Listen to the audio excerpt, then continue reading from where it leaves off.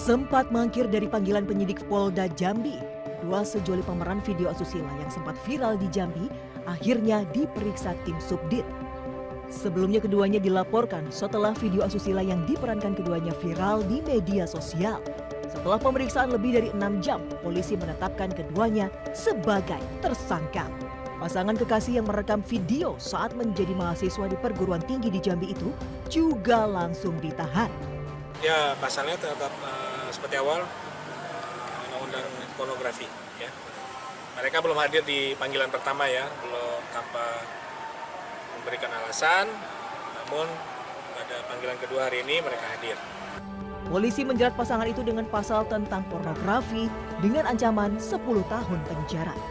Dari kota Jambi, Adrianus Susandra, iNews melaporkan.